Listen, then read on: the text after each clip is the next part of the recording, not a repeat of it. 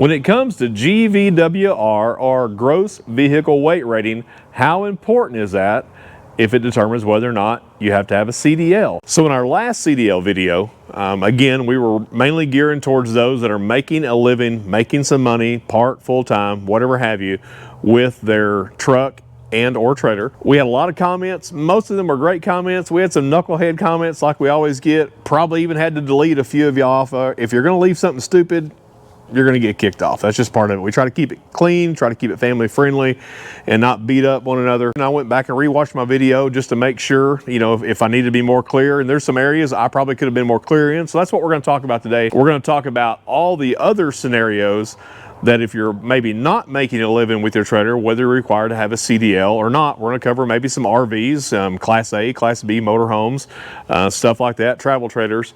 One of the comments was made though, GVWR has absolutely nothing to do with CDL or non-CDL. I completely disagree with that. I would say that that's an incorrect statement. I'm gonna tell you that GVWR absolutely has a lot to do with whether or not you're gonna have a CDL. What else has to do with GVWR is what you're gonna be doing with that unit. We have a trailer here, it's a PJ equipment style trailer. You could haul skid steer, you could haul pallets, you could haul small tractors, stuff like that. This trailer is GVW'd at 14,000 pounds. My 3/4 ton, if I were to hook that onto here, the combined weight rating of my truck and my trailer is a total of 24,850 pounds. That's what you have to take in consideration is your combined unit, unless you're driving one big unit, and if that unit is over 26,001 pounds. So if you're over 26,000, that's where the GVWR comes into play. So if GVRW has absolutely nothing to do with CDL, they would not make the 26,000 plus have anything to do with the CDL, but they do. If you drive a dump truck and it's over 26,000 pounds and you're making money with that, you're gonna have to have a CDL. If you take this trailer here that's rated at 14,000 pounds and you hook it behind a dually pickup that's gonna have a much higher GVWR, it may be 14,000, maybe 16,000 plus, like some of the newer trucks, it is going to be over 26,000 pounds combined GVWR. So it has everything to do with it. If you're making money, what would keep you from not having a CDL? Let's talk about that. So if you want to have a unit like this, maybe you're pulling with a dually and maybe you're pulling a trailer that you're hauling whatever have you on there, but you don't want to have a CDL. Are there some ways that you can get around that? Are there some ways that can keep you from having a CDL? Absolutely. You can have a farm exemption. Now, I'm not going to get into all the different aspects of farm exempt. And we're talking about the state of Texas. You need to check your state, but in our state, you can have a farm exemption and you can pull this without a CDL.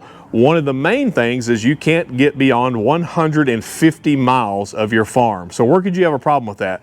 Maybe you only use this around the house, maybe you only use this around your farm, but maybe hay season hasn't been good for you.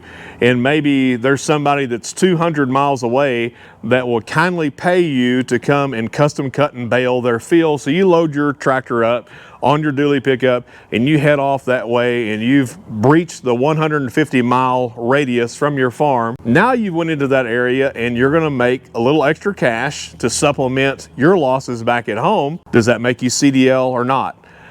I'm gonna say by the law that is gonna make you CDL. Now let me say this, let me make this very clear. I'm not gonna get into the politics. We try to keep politics out of this channel. But I will tell you a little bit. I believe we have way too many laws and way too many regs. I hate having a CDL. If it wasn't so hard to get a CDL again, I would let mine go 10 years ago. I don't agree with everything when we're driving personally compared to driving commercially. I don't agree with most of it. But it doesn't matter really at the end of the day what I agree with or don't agree with. If it's a law, if that's what's going to be enforced, unfortunately, whether you agree or disagree, we're going to be subject to it. I will tell you, I know some DOT officers very well, and they're good guys, and They go by the book, but they're good guys and they don't give you a pounding unless maybe you're a knucklehead and maybe you need one. Let's talk about some more scenarios where you would not have to have a CDL. Say that you decide that you want to go out and start traveling the country and just go, and you're going to buy you a fifth wheel and you're going to hook it up to your dually pickup and you're going to go. You and your wife, maybe you're retired, you're going to go out and get it. Do you have to have a CDL? If you're under 26,000 pounds, you do not. If you have, maybe you're pulling with a 3/4 ton, maybe you're at 25,999, you do not have to have a CDL as long as you're under 26,000. Now, does GVW come into play? Yes. Once you get above 26,000, that's where we have to find out. If you're over 26,000, do you have to have a CDL? If you're pulling a recreational vehicle for personal recreational use, you do not have to have a CDL. But in the state of Texas, you are going to be required to have a Class A exempt license if you're over that 26,000 pounds. What that means, you're going to go in, you're going to pay some money, right? They're always going to take your money. You got to pay that fee. Then you're going to take a general knowledge test. Some of those questions on that test are going to resemble some of the ones that are on the CDL test. Now, they're not going to talk about air brakes and some of those things, but they are going to talk about towing. They are going to talk about safety procedures, just general knowledge. It's not a hard test. In my opinion, the CDL test isn't very hard either. Maybe when you get into the hazmat and some of that on those endorsements, I've had those forever.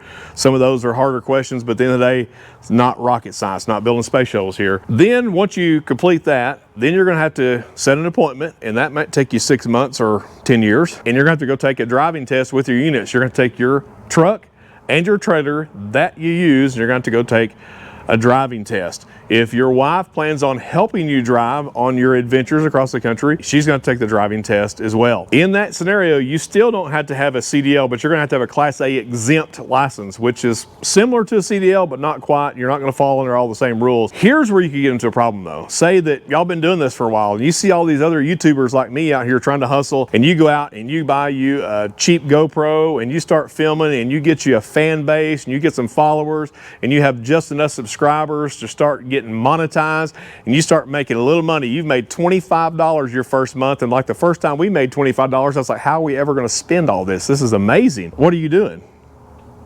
You're making money pulling your plus 26,000 GVWR combination unit. You're making commerce on that. Do you have to have a CDL? I don't know if it's a gray area or not, but I would make sure I have my butt covered on that. I'd make sure I'm in compliance. I will tell you, from the DOT guys I talk to, they're not going around and looking at Mom and Pa's YouTube channel to see if they're in compliance or not. Where that is going to come into a factor. Say y'all are driving and you're making money, you've been making money, you're an established channel, and you have an accident in that unit and you're at 28,000 pounds and you don't have a CDL, you don't have the proper documentation. DOT may even give you a ticket on there, and they may or may not, but they're going to be the least of your worries. Whether it's your fault or not, everybody lawyers up in this country for the most part. That lawyer is going to check your driving record. They're going to check your documentation. They're going to make sure you're legal. They're probably going to watch your YouTube channel. They find out that you should have had the proper licensing, there's a chance they're going to go after you on that. So my biggest thing, like I said, I'm not saying I'm for or against CDLs. What I am for is you making sure you have your butt covered in every scenario. Unfortunately, that's the country we live in today. You have to make sure you carry enough insurance for you, whether that be actual insurance or the insurance of knowledge, to make sure that you have your tail covered in that and somebody don't get you. Because when they come after you, when they come after you to pound you, that's what they do for a living, right? They're gonna come after you and get you. The other thing too, say that you have this unit and you're under 26,000 pounds, but you cross a state line with it, and whether you're making money or not, you need to check that state to make sure that they have the same minimums in their state to make sure you're not going to be out of compliance in that. I will tell you, most of the people I see that are coming in to buy that non-CDL trailer, that all of these, I don't know how you would say it, but these dealers that lie to the general public, that just try to punch you with marketing, just like when you go to the grocery store, there's all this crap up there for you to buy at the checkout. That's all they're doing. And if you're a dealer and if you get offended by that, you can get over it. I don't care, because you are lying. There's really no such thing as a non-CDL unless it's under 10,000 GVWR. Then it technically is a non-CDL. You can pull it with a dually and down, no problem. Just make sure you've done all your homework. So this trailer again, so if you want to come in and you want to pull this with your 3/4 ton or your 1 ton, even if you're over 26,000 pounds, if you're not making any money with it, then just go get you a Class A exempt. You're going to be legal. You're going to take a little test, take a little driving test, not the end of the world. Here's where the problem can be, and this is where I see a lot of people. You're going to hook this up. You're going to buy you a skid steer tractor or whatever you might have you, and you're going to pull it and you're going to go do a job and you're going to make a little extra money because, I mean, it's there. You know, everybody's doing dirt work. There's, in our part of the country, there's a house going up every 14 seconds, it seems like. There's a lot of work out there, and I'm a guy that believes you ought to be hustling. If there's work, you go out and get the work. That's what we're supposed to do in this country. You do that and you make you a little money off of it, and either, you know, DOT's having, you know, maybe it's a new guy working for DOT and he's trying to make a name for himself, and he sees you on this job site and he sees you with all your crap piled on here, and he pulls you over and you're like, no man, I'm doing personal use. He says, well, I've seen you working this house pad over there, so I don't think, is that your house? Can you prove that that's your house? No, it's somebody else's house. Then not only are you not in compliance, you're making commerce, you don't have proper licensing, you may be in an overload situation. Who knows? Depending on your attitude and his attitude, you may get a whole string. When they print one of those dudes out, like, I don't know how that piece of paper comes out of that little bitty machine. It's like a CVS ticket. I mean, it's kind of freaks me out. They're going to get you. Just make sure you got your butt covered. I'm not telling you to go out and here's what I'm going to tell you. If you don't need a CDL, if you're not ever going to use your CDL, I'm going to recommend do not go and get one, because there's certain laws that are different for you, whether you're on your own time or whether you're in, you know, making money or not, that you have to abide by and that you have to go by, whether you get a ticket, you know, the point system and all that other crap that we're subject to. So don't get one if you don't need one, but make sure, you know, if you're doing this for personal use, you're doing it for personal use, just make sure you're good. I guess it's like the old saying, you don't get in trouble unless you get caught, right? It's not illegal unless you get caught. I don't know how far that goes, but I will tell you, they're going to be big on no excuse for ignorance. So just make sure that you're in compliance. This isn't to agree or disagree with CDL. I just see a lot of dealers, and I see a lot of, you know, it's almost like the used car market. If you're a used car salesman out there, I'm sorry again. But, you know, come out and buy this non-CDL and you can go right to work, and they'll show up, you know, and get a 14,000 GVW gooseneck trailer and then get their dually pickup and realize, oh crap, I'm making a living with it, so I'm over the limit. So now, like we talked about in the last video, I'm going to go get that D-rated to stay under, but I can only haul a package of toothpicks on here because I have no payload capacity left any longer on there because I had to get under CDL because it's a pain in the butt to go and get my CDL. So does GVWR have anything to do with CDL? Yes, it does. It has everything to do with CDL. If it didn't, if you work for somewhere and they say, hey, I need you to get in the minivan and I need you to drive our company minivan on company time and get paid to drive down to the gas station and get all of us some burritos and some Cokes, because everything's a Coke in Texas, and bring them back, do you need a commercial driver's license? No, you don't need a commercial driver's license because you're under 26,001 pounds. But if your supervisor comes and says, hey, get the dually pickup and go get the 16,000 GVW trailer and drive down to the gas station and get us 4 pallets of burritos and Cokes, do you have to have a CDL? Yes, because you're over the 26,000 pounds. You were driving both, making money on both, but the 26,001 pound is what determines whether or not you're going to have a CDL or non-CDL. So just make sure, again, you do your homework, read, go to the state's website, wherever state you're in, look through all that, look at the Fed level. Maybe you know a DOT guy, maybe you know a professional truck driver. If you ask them their opinion, I'm going to tell you, you're going to get it. If they've been driving for you, you're probably not going to like it. They're probably going to tell you, stay away from the CDL. That's what I'm going to tell you. If you don't need one, stay away from it. But if there's any chance that you're right on the edge, just consider it, because really at the end of the day, it's probably not going to be DOT. They may give you a hard time. They may give you some tickets. If you get into an accident, if you're non-compliant in that, it's going to be the legal system and the lawyers that are going to come after you. So just remember, GVWR has a lot to do with CDL.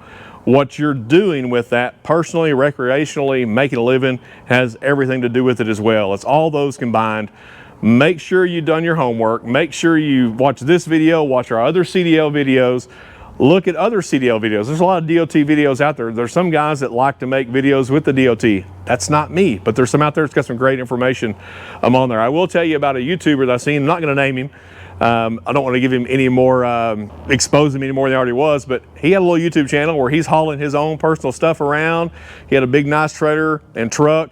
He was not CDL required until he started being monetized on YouTube, and a local DOT, they made a video about it. If you go look hard enough, you can find it. He was pulled over and cited for being a non-CDL driver because he was being monetized off of YouTube, making a living with this personal stuff that no longer become personal, it become commerce at that point. Hope this answered any questions. Hope it didn't bring up any more questions. We will see you on the next one.